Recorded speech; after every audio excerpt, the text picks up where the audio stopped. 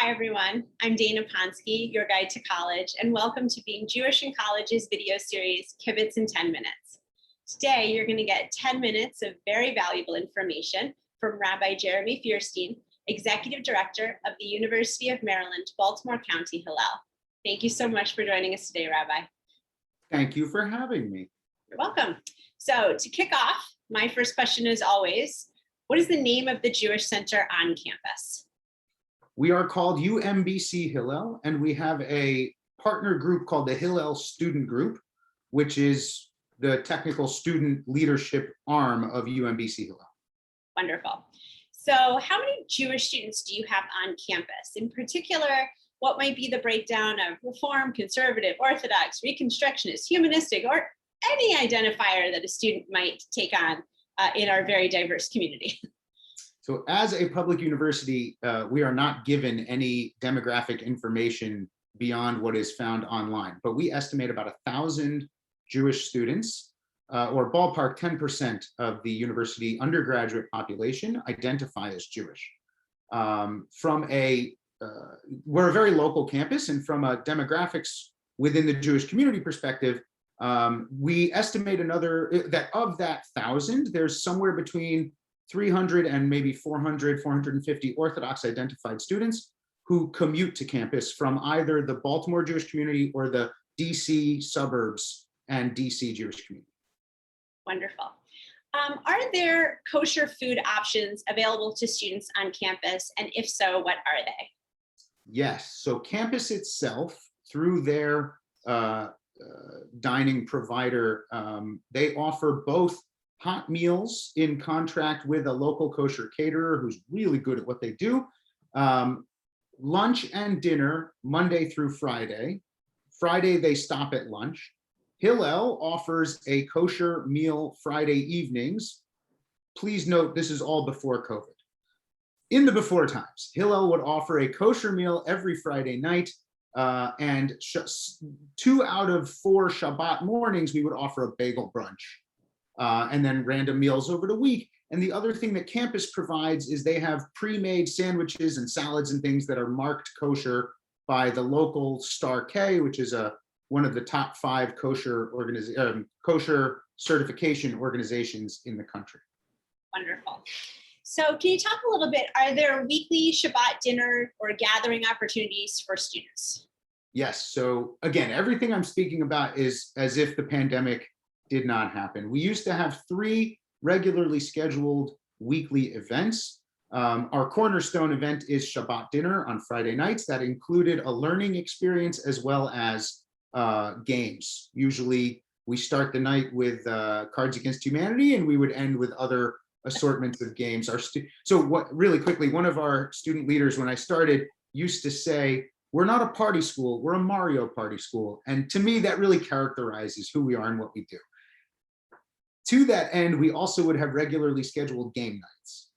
We also had a Wednesday midday, what we called a tabling event called Spiel, Shtick, and Schmooze, where anywhere between 10 and 35 students over the course of an hour would come by, and we would have nosh and snacks, and it would be kind of like either an open forum, ask the rabbi, or we would have a topic that could be discussed with some quotes and things. And then we also had regularly scheduled for 10 out of the 14 weeks of the semester, educational cohort experience called Jewish Learning Fellowship. Nice. And maybe it includes the ones you just mentioned, but what is your most popular and well-attended program that you put on during the school year, typically, prior to COVID? Well, I'm going to tell you my personal favorite, and I'll tell you what I think is the kind of community's favorite. My personal favorite is we do a Tashlich dunk tank for Rosh Hashanah Yom Kippur every year, where you get to dunk the rabbi and entertain God, which will hopefully help assuage your sins for your penitence and experience of Rosh Hashanah Yom Kippur. And I just have fun being in a dunk tank in the middle of campus, and literally thousands of people come by and dunk the rabbi. It's really great. But I think the most well-attended, and I think really the most impactful program for our community is our Friday evening Shabbat experience. We do our best to partner with other campus groups, and we really try and invite a diversity of experience into our Shabbat table, or to our Shabbat table, so we can share in each other's stories. Wonderful. Can you talk, we're going to shift a little bit from activities to academics. Are there any Jewish studies majors or minors or Hebrew language course options that are available to students on campus, and what are they? Absolutely. So we have a Judaic Studies department. They have at least one, if not two minors, and I believe they are expanding the program in the near future. And there are Hebrew classes, I think up to the 300, maybe 400 level now. I'd have to double check the actual numbers. Okay. And shifting again in terms of the political and social justice climate around topics like BDS, anti-Semitism, Zionism, any anti-Israel sentiments, are there anything that the university has had to tackle with, and how has the university as a whole, and in particular the university administration, been able to handle any situations that may come up or have come up? It's a really interesting timing that you're asking this question, because it's been you're right. We are neither unique nor special, and we are unique and special, right? So with the recent news cycle, we'll use that language of what's going on in the Middle East. We did have our first kind of major public anti-Semitic issue arise, and by no means is it this is not there's no contest, but I don't think what happened with our campus is anywhere near of concern that my peers and colleagues have to deal with. So I just want to note that. And the other thing that I think is really important to note is the administration is incredibly supportive of diversity and respectful dialogue and understanding each other's narratives, both national and personal, and what identity means. And I really think that message is, in a positive way, pervasive of the community. So we had a couple of Instagram posts by some departments come up, and everybody responded really, really well to our concerns as a Jewish community. We're in process of working it all out. And again, I cannot speak highly enough of the support that we've received from the university, both the administration, the people who made the posts, and also the student body. They're really invested in open and respectful dialogue. Wonderful. What is a challenge that, if any, a Jewish student might have or might face coming to the UMBC campus?